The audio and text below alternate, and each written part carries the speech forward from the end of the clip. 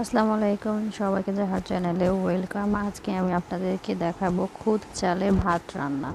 সকালে নাস্তা হিসেবে আমরা এই ভাত খেয়ে থাকি। তো চলুন দেখে আসি আমরা ভাতটা কিভাবে তৈরি করি।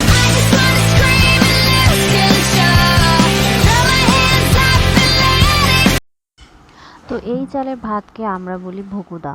ভুকুদা হলো মূলত ভাতে চালের যে খুদ বা চাল ভাঙা থাকে তাকে আমরা ভুকুদা বলি।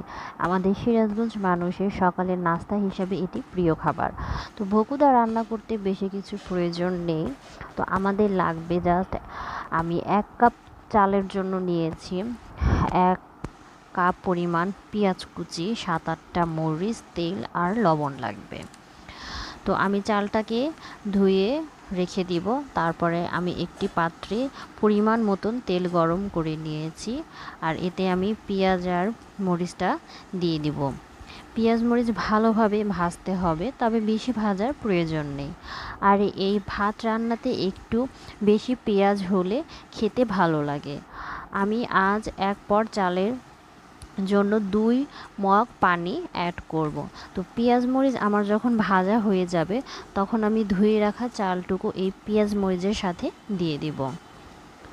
যখন দেখব যে আমার পেঁয়াজ মরিচ একটু লালচে হয়ে আসছে, ঠিক তখনই দিব। তবে পেঁয়াজ মরিচটা একবারে পোড়া পোড়া করা। তো চালটাকে আমি ভালো মতন ভেজে নিব।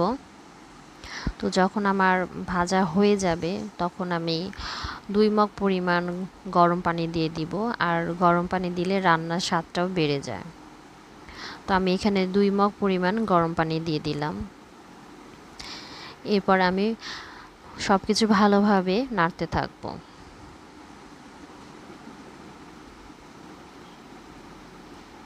এরপরে যখন দেখব যে চালে বলক উঠে এসেছে তখন আমি ঢাকনা দিয়ে ঢেকে দিব অল্প আঁচে। তো আঁচ বাড়ানোর দরকার নেই, অল্প আঁচে হবে।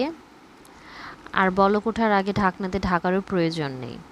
তো ঢাকনা খুলে 2-1 বার আমাকে একটু এপিট ওপিট নেড়ে চেড়ে নিতে হবে।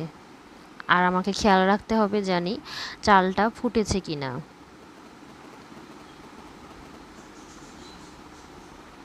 আর যখনই দেখব যে চালটা পুরোপুরি ফুটে গেছে তখনই বুঝে নিব যে হ্যাঁ, আমার রান্নাটি কমপ্লিট। তো আমি আবার ঢাকনা দিয়ে ঢেকে দিব। তো ঢাকনা খুলে দেখব আমি পানি পুরোপুরি টেনেছে কিনা। আমার ভাতে পানি পুরোপুরি টেনে নিয়েছে। সো আমার ভাত রান্না শেষ, এখন পরিবেশনের পালা। তো এই ভাত এমনি খেতে অনেক মজা, চাইলে আপনারা কোনো ভাজি বা ভর্তার সাথেও খেতে পারেন। তবে আমার মনে হয় ভাতটি এমনি খেতে অনেক ভালো লাগবে। তো সবাইকে ধন্যবাদ, অবশ্যই আপনারা এটি ট্রাই করবেন।